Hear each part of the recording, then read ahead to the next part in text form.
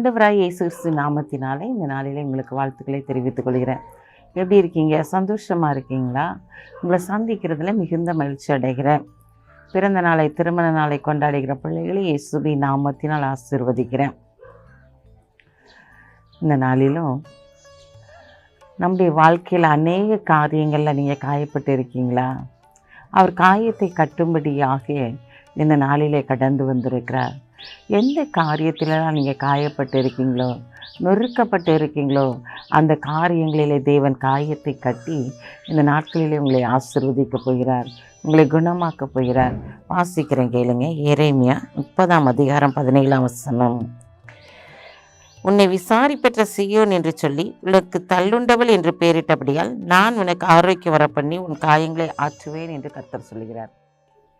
நான் உன்னை தள்ளுண்டவள்னு சொல்லி நான் பெயர் வச்சபடியினால நான் உனக்கு ஆரோக்கியம் வர பண்ணி உன் காயங்களை கட்டுவேன் என்று சொல்லி ஆண்டவர் சொல்கிறார்.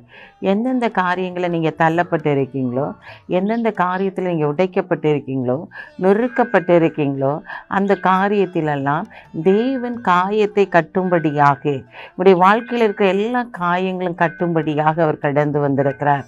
அவர் அதனால தான் சொல்கிறார், நான் உனக்கு ஆரோக்கியம் வர பண்ணி உன் காயங்களை கட்டுவேன் என்று சொல்லி அவர் உங்களை தேய்ச்சும்படியாக, அவர் உங்கள் காயங்களை சுகமாக்கும்படியாக இந்த நாளிலே கடந்து வந்திருக்கிறார்.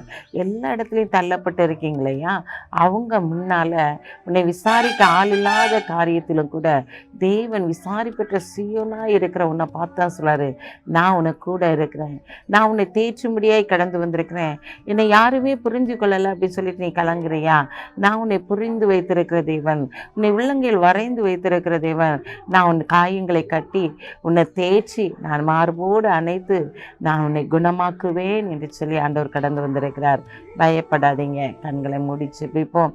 அன்புள்ள ஆண்டவரே, இந்த நாளுக்காக உமக்கு நன்றி செலுத்துறையா. இந்த நாளிலும் தகப்பனே, நம்முடைய பிள்ளைகள் விரும்பின காரியத்தை நிர்வாகிக்க பண்ண போகிறதற்காக நன்றி செலுத்துகிற ஆண்டவரே.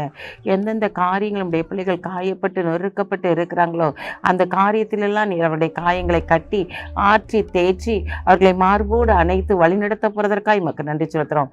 பிறந்த நாளை, திருநாளை கொண்டாடுகிற பிள்ளைகளை இயேசுவின் நாமத்தினால் ஆசீர்வதித்து ஜெபிக்கிறேன் சப்பா.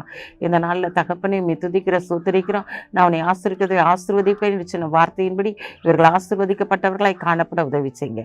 இயேசுவின் நாமத்தில் ஜெபிக்கிற நல்ல பிதாவே, ஆமென்.